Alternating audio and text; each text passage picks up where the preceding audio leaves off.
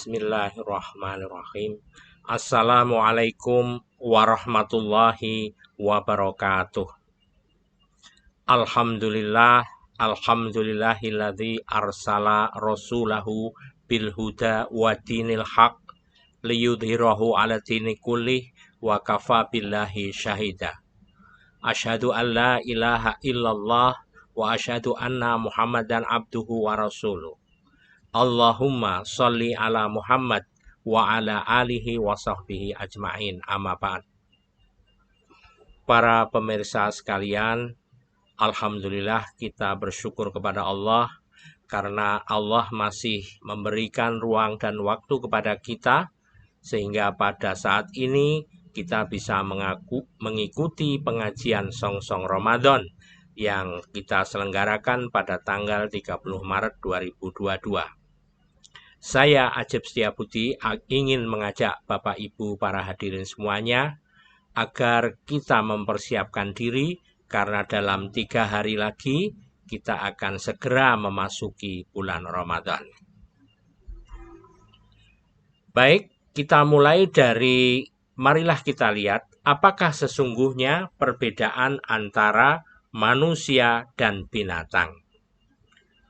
Manusia oleh para filosof itu sering dikatakan sebagai al-insanu hayawanun natikun. Manusia adalah binatang yang berakal atau binatang yang bisa menggunakan akalnya. Sehingga dari perspektif para filosof ini, manusia itu disamakan dengan binatang, hanya manusia memiliki nilai lebih yaitu natik, kemampuan untuk menggunakan akalnya. Maka dari pandangan filosof kita sering mendengar juga istilah manusia itu animal rationale atau binatang yang menggunakan rasionya. Juga dikatakan sebagai zoon politikon, binatang yang pandai berpolitik. Nah, itulah pandangan sekilas manusia tentang manusia. Artinya, para filosof ini manusia, bagaimana dia menatap manusia? Ya seperti itu kira-kira. Nah, sekarang kita lihat bagaimana pandangan Allah Subhanahu wa Ta'ala sebagai pencipta manusia yang tercantum di dalam Al-Quran. Misalnya di surat 95 ayat 6. Laqad khalaqnal insana fi ahsani taqwim. Sesungguhnya atau benar-benar sungguh kami telah mencipta setiap insan fi ahsani taqwim, dalam bentuk ahsani taqwim, kondisi yang sebaik-baiknya. Artinya dari perspektif ilmunya Allah, manusia itu sesungguhnya bila dibandingkan binatang, dibandingkan tumbuhan maupun batu-batuan ya, itu jauh lebih baik. Dia ahsani taqwim. Dia merupakan sosok yang luar biasa yang justru menjadi penguasa di atas makhluk-makhluk lainnya itu. Maka dikatakan rancangannya adalah fi ahsani taqwim, dalam bentuk yang sebaik-baiknya. Nah, kemudian kita lihat misalnya bagaimana bentuk lebih baiknya manusia dibandingkan binatang. Dari perspektif misalnya kemampuan untuk mengekspresikan dirinya tentang pikirannya maupun perasaannya, itu dia bisa memunculkan dalam bentuk rupa wajah yang berbeda-beda. Bagaimana dia menangis, bagaimana dia marah, bagaimana dia tersenyum, bagaimana dia tertawa, bagaimana dia bingung, bagaimana dia pusing, dan lain sebagainya, itu bisa diekspresikan melalui tampilan di wajahnya. Nah, ini jauh lebih baik dibandingkan binatang. Kalau binatang itu bisa mengekspresikan juga, tetapi masih hanya dalam batas-batas tertentu. Tetapi kalau manusia bisa menyengaja, bisa melebih-lebihkan, ya, bisa melakukan hiperbol dan lain sebagainya. Itulah antara lain Kenapa dikatakan laqad khalaqnal insana fi ahsani taqwim? Benar-benar sungguh kami telah mencipta setiap insan itu dalam keadaan yang sebaik-baiknya. Oleh karena itu kita wajib mensyukurinya. Tetapi manusia yang baiknya seperti itu, yang luar biasa dibandingkan binatang, manusia ternyata bisa jatuh menjadi makhluk yang terjelek. Hal ini diungkapkan oleh Allah dalam surat 95 ayat 5. Tsumma radatnahu asfala safilin. Kemudian kami kembalikan dia ke tempat yang serendah-rendahnya atau neraka. Ataupun ke tempat yang serendah-rendahnya atau dikatakan asfala safilin. Sekarang kalau kita bandingkan misalnya produksi minyak ya. Minyak itu kalau aslinya masih berbentuk campuran, maka yang paling atas, paling ringan itu akan jernih, kemudian makin ke bawah itu akan makin keruh, dan makin bawah itu akan menjadi makin mengeras. Nah, kira-kira aspal ya, aspal yang ada di jalan itu seperti itu. Ibaratnya kalau yang tertinggi itu mungkin Pertamax ya, kemudian turun lagi minyak tanah, kemudian menjadi lebih kental lagi solar, kemudian makin kental-kental, makin ke bawah menjadi aspal. Jadi ini sesungguhnya gambaran aspal itu tempat yang serendah-rendahnya. Maka aspal itu dengan asfala ini ada hubungannya. Asfala ini dalam bahasa Arab ya, sedangkan asfalt itu adalah istilah yang sering digunakan untuk menyebut satu campuran yang biasa dipakai di jalan raya itu. Nah, manusia yang mulia, yang ahsani takwim tadi, yang sudah didesain oleh Allah sebagai makhluk terbaik, itu karena suatu hal, karena kesalahan-kesalahannya, kesalahan-kesalahan dalam pilihan yang dia ambil dalam berperilaku, maka summa radatnahu, Allah mengembalikannya dalam kondisi asfala safilin, ke tempat yang serendah-rendahnya. Nah, untuk memahami ini kita bisa membandingkan misalnya ada kasus pencurian tentang ayam. Pada suatu kota atau desa itu terjadi pencurian ayam. Ayam yang hilang itu ternyata 10 ayam itu hilang semua. Nah, para peneliti atau para pengkaji kepolisian misalnya itu bisa menerka bahwa yang mencuri ayam ini kira-kira manusia ataukah binatang gitu ya.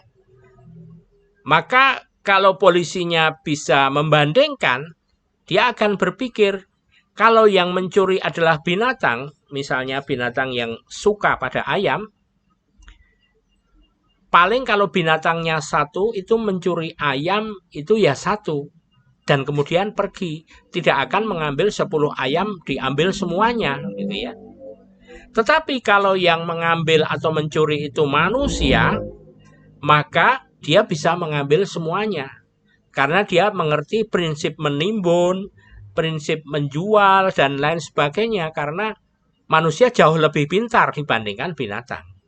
Nah, sama-sama pencuri ayam, pertanyaannya adalah kalau begitu, siapa yang lebih jahat, manusia atau binatang? Nah, ternyata di sini kalau dalam aspek kejahatan, manusia bisa lebih jahat dibandingkan binatang. Bahkan juga ada harimau yang melakukan protes.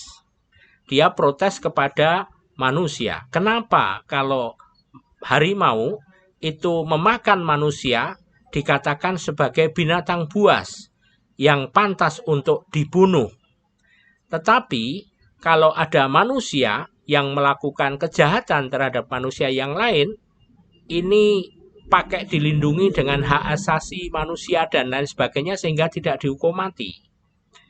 Nah, atau juga dia mengatakan begini, kalau manusia binatang itu membunuh manusia, itu dikatakan sebuah kebuasan. Tetapi kalau manusia membunuh binatang dikatakan sebagai sebuah olahraga. Nah, inilah sebuah ungkapan yang merupakan ketidakadilan manusia terhadap kehidupan binatang. Nah, kemudian dari kejatuhan manusia itu tadi, bagaimana sekarang persoalannya agar manusia yang desain awalnya sudah baik itu tidak terjatuh, ya, tidak terjerembab menjadi makhluk yang serendah-rendahnya. Nah, Allah mengingatkan dalam surat 2 atau surat Al-Baqarah ayat 183. Ya ayyuhalladzina amanu kutiba alaikumusiyam kama kutiba alal ladzina min qablikum la'allakum tattaqun. Hai orang-orang yang beriman, diwajibkan atas kalian melakukan usaha yang disebut puasa, ya. Sebagaimana diwajibkan atas orang-orang sebelum kamu agar kamu bertakwa. Sehingga menurut resep dari Allah ini, agar kita tidak menjadi asfala safilin, maka orang-orang yang beriman itu pada bulan Ramadan nanti diminta untuk melakukan asyam, ya. Di mana siam itu merupakan sebuah ibadah yang memang pernah disampaikan alal ladzina min qablikum, pada orang-orang sebelum kalian, yaitu nabi sebelum Nabi Muhammad, ada Nabi Isa, ya, Nabi Musa, ya, dan nabi-nabi sebelumnya lagi yang lainnya banyak, ya. Semuanya juga melakukan pembinaan diri yang disebut dengan berpuasa atau asyam. Nah, dari ayat tadi maka kita tahu bahwa asyam itu merupakan bulan pelatihan. Bulan yang dirancang oleh Allah untuk melakukan sebuah pengendalian, pengelolaan hawa nafsu manusia dari orang-orang yang beriman agar setelah selesai puasa menjadi manusia yang terkendali hawa nafsunya atau orang-orang yang tatakun, bertakwa. Nah, sekarang yang menjadi pertanyaan adalah apa itu iman? Amanu, ya ayyuhalladzina amanu, wahai orang-orang yang beriman. Apa sesungguhnya orang-orang yang beriman ini, ya? Nah, ternyata kalau kita lihat di dalam Al-Quran, iman itu adalah cinta. Misalnya diterangkan oleh Allah, wa minan nasi mayyattakhidhu min dunillahi andadan yuhibbunahum kahubbillah walladzina amanu asyaddu hubbalillah walau yarol ladzina dzalamu id yarawnal adzab annal quwata lillahi jami'a wa annallaha syadidul adzab. Dan di antara manusia ada orang-orang yang menjadikan selain Allah sebagai tandingan-tandingan. Mereka mencintainya sebagaimana mereka seharusnya mencintai Allah. Adapun orang-orang yang beriman amat sangat cintanya kepada Allah. Nah, ini yang perlu kita perjelas. Walladzina amanu asyaddu hubbalillah. Adapun orang-orang yang beriman amat sangat cintanya kepada Allah. Dan jika seandainya orang-orang yang berbuat zalim itu mau memperhatikan ketika mereka melihat azab yang telah menimpa generasi terdahulu akibat pilihan imannya yang salah, tentulah mereka mengakui bahwa kekuatan hidup itu hanyalah menurut Allah semuanya. Dan ketahuilah bahwasanya azab Allah itu sangat luar biasa. Nah, dari surat Al-Baqarah 165 ini kita tahu walladzina amanu asyaddu hubbalillah. Orang-orang yang beriman itu adalah orang yang amat sangat cintanya kepada Allah, ya.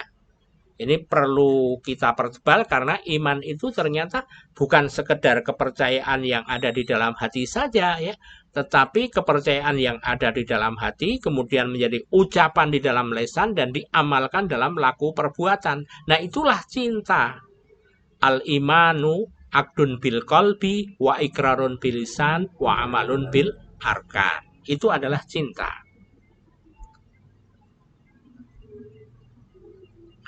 Nah, kalau memang seorang mukmin itu cinta kepada Allah, maka dia akan mengenal apa yang disebut rukun-rukun cinta. Inilah kita tampilkan ciri-ciri pribadi mukmin dalam mencintai Allah.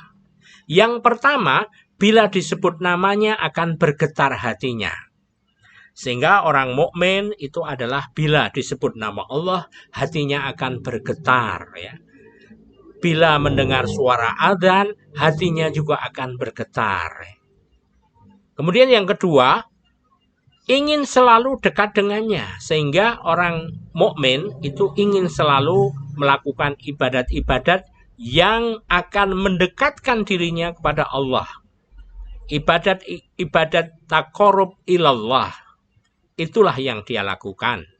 Kemudian yang berikutnya, ingin selalu membaca suratnya. Jadi kalau Allah itu mengirimkan surat kepada manusia berupa Al-Quran, ya, terdiri dari 114 surat, maka surat-surat itu merupakan bukti cintanya Allah kepada para hambanya. Maka hambanya yang mukmin itu ingin selalu membaca suratnya.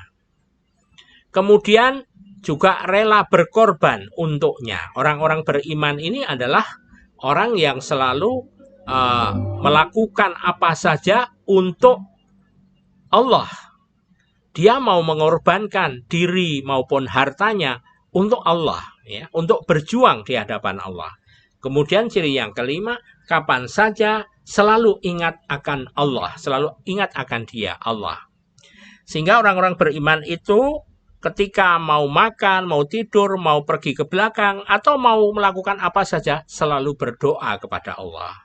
Nah, ciri-ciri inilah ciri-ciri mukmin, ciri-ciri orang yang beriman, yang juga mirip dengan orang-orang yang jatuh cinta terhadap pacarnya atau terhadap istrinya atau suaminya. Itu ciri-cirinya ya mirip seperti ini. Mirip juga misalnya kita mencintai orang tua kita, ya, mencintai ibu kita atau ayah kita, itu juga seperti itu. Nah, ini adalah ayat-ayat yang mendukung rukun cinta tadi. Yang pertama, itu misalnya innamal mu'minuna alladzina idza dzukirallah wajilat qulubuhum wa idza tuliyat alaihim ayatuhu zadatuhum imanan wa ala rabbihim yatawakkalun. Sesungguhnya orang yang beriman ialah mereka yang bila disebut nama Allah bergetarlah hati mereka, dan apabila dibacakan ayat-ayatnya bertambahlah iman mereka karenanya, dan hanya kepada Tuhanlah mereka bertawakal, ya. Jadi ini cukup jelas. Idza dzukirallah wajilat qulubuhum. Apabila dzukirallah disebut nama Allah, wajilat qulubuhum, bergetar hati mereka.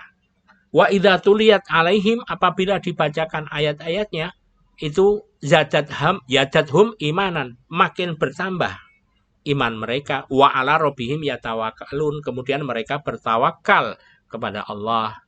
Nah, itu ayat yang memperjelas tentang ciri-ciri mukmin. Kemudian di dalam surat Ali Imran ayat 191 dikatakan alladzina yadhkurunallaha qiyaman wa qu'udan wa ala junubihim wa yatafakkaruna fi khalqis samawati wal ard rabbana ma khalaqta hadza batila subhanaka faqina adzabannar. Yaitu orang-orang yang mengingat Allah sambil berdiri atau duduk atau dalam keadaan terbaring, dan mereka memikirkan tentang penciptaan langit dan bumi seraya berkata, ya Tuhan kami, tiadalah Engkau menciptakan ini dengan sia-sia. Maha suci Engkau, maka peliharalah kami dari siksa neraka. Jadi orang yang beriman itu selalu ingat akan Allah kapan saja dan di mana saja, baik itu tatkala duduk, berdiri maupun berbaring. Itu selalu yadhkurunallaha qiyaman wa qu'udan. Jadi selalu melakukan zikrullah, ya. Sambil kemudian wa yatafakkaruna fi khalqis samawati wal ardh, sambil memikirkan tentang penciptaan alam semesta. Itulah yang terjadi pada orang-orang yang beriman. Nah, dari sifat-sifat tadi itulah maka kita menemukan sebuah hadis, al-imanu aqdun bil qalbi wa iqrarun bil lisani wa amalun bil arkan. Iman adalah tambatan hati yang diucapkan dengan lisan dan dilaksanakan oleh anggota badan. Maka iman itu mencakup hati, ucapan maupun amalan seluruh anggota badan. Sehingga iman itu melingkupi pandangan sekaligus sikap hidup. Pandangan itu adalah tambatan hati yang diucapkan dengan lisan, ya. Itu pandangan, kemudian dilaksanakan oleh anggota badan itu merupakan sikap, ya. Maka iman itu adalah pandangan dan sikap hidup. Kalau dibuat pohon iman, maka gambarannya kira-kira begini. Ya, kalau tambatan hati itu tidak nampak, maka ibaratnya dia adalah akarnya. Dia tidak nampak, yaitu ada di dalam bumi atau di dalam dada manusia. Kemudian lisan, ucapan. Ucapan ini kelihatan, maka ibaratnya batang. Dan amalan anggota itu berupa manfaat, yaitu daun, buah, maupun bunganya. Nah, kira-kira maka pohon ini adalah sebagai ibaratnya orang-orang mukmin. Kemudian orang beriman ini kalau menghadapi persoalan hidupnya bisa kita buat sebuah sket begini. Allah itu ibaratnya sinar matahari, matahari yang bersinar, kemudian di bawahnya itu ada bumi, dan kemudian ada bulan, yang bulan itu adalah Nabi Muhammad sendiri, ya. Maka ketika Nabi Muhammad memperlakukan bumi, dia harus bersandarkan ajaran Allah, sehingga akhirnya mendapatkan garis kepastian dari Allah, yaitu hasanah fid dunya maupun hasanah fil akhirah. Bisa dikatakan orang-orang yang beriman dengan strukturnya yang seperti ini, itu menyelesaikan berbagai persoalan hidup haruslah menurut petunjuk Allah. Nah, itulah Syam. Apakah sesungguhnya Syam itu? Nah, Syam kalau menurut Al-Ghazali, dia akan mengatakan manusia itu ibaratnya pada dirinya ada seekor binatang. Binatang ini misalnya seperti kuda atau binatang yang lainnya. Maka dalam melakukan Syam itu harus ditaklukkan, harus dikendalikan. Baru setelah dilatih, dijinakkan, maka akhirnya bisa dimanfaatkan. Jadi dalam nafsu manusia itu ada ibaratnya kuda liar, ya. Kuda liar ini kalau mau kita gunakan untuk berperang atau mengantarkan pesta misalnya, atau bepergian misalnya, ya, di dalam andong ataupun dokar, ya, itu harus dijinakkan dulu. Kalau kuda liar langsung dipasangi kereta, itu pasti hancur keretanya, ya. Jadi harus dijinakkan dulu, dilatih dulu, baru kemudian bisa dimanfaatkan. Nah, ibaratnya orang yang berpuasa itu sesungguhnya adalah merupakan training keterampilan untuk pengendalian diri agar kelak tidak jatuh menjadi binatang yang berbaju manusia. Nah, ini misalnya pada dongeng Centaur, ini sering digambarkan ada manusia yang memiliki badan binatang. Nah, ini manusia yang memiliki nafsu yang tidak bisa dikendalikan. Nah, oleh karena itu, cara pengendaliannya adalah melalui puasa Ramadan. Bahkan Fir'aun pun pada zaman Nabi Musa ini kita lihat dia menggambarkan, ya, dirinya sebagai seorang Fir'aun yang berbadan singa yang mencengkram bumi Mesir. Ini satu gambaran bahwa Fir'aun itu sangat berkuasa, bahkan kuasanya itu seperti singa yang menguasai bumi Mesir. Nah, inilah akibat daripada Fir'aun tidak pernah melakukan puasa, ya, seperti halnya Nabi Musa dan para sahabatnya. Di mana akhirnya karena tidak berpuasa maka nafsunya menjadi tidak terkendali. Oleh karena itu maka Fir'aun ini kepingin menjadi penguasa di atas penguasa. Itulah puncak kesombongan Fir'aun dengan ucapannya, Ana Rabbukumul A'la, saya Tuhanmu yang paling tinggi. Nah, itulah akhirnya yang membawa bencana pada Fir'aun dan seluruh pendukungnya. Nah, di zaman modern ini ternyata juga ada yang mirip Fir'aun. Misalnya kita mengetahui pada sejarah dulu ya, ada Hitler, ada Mussolini, penguasa Perang Dunia I maupun II ya. Ini manusia yang tak kenal saum Ramadan bisa berubah menjadi monster yang akan melakukan penjajahan, pembunuhan di seluruh dunia ya. Dan itu pernah terjadi pada zaman dulu ya. Nah, semuanya itu tadi dilakukan melalui puasa agar kita bisa menjadi manusia yang bertakwa atau tattaqun ya. Manusia yang bertakwa itu adalah manusia yang tunduk dan patuh kepada ajaran Allah, tidak melakukan sombong, tidak melakukan hal-hal yang betul-betul dilarang oleh Allah dan selalu melaksanakan apa yang diminta oleh Allah. Demikianlah kajian pada saat ini. Mudah-mudahan apa yang kita sampaikan ini bisa bermanfaat untuk Bapak Ibu para hadirin semuanya. Kurang dan lebihnya kami mohon maaf. Wabillahi taufik wal hidayah. Wassalamualaikum warahmatullahi wabarakatuh.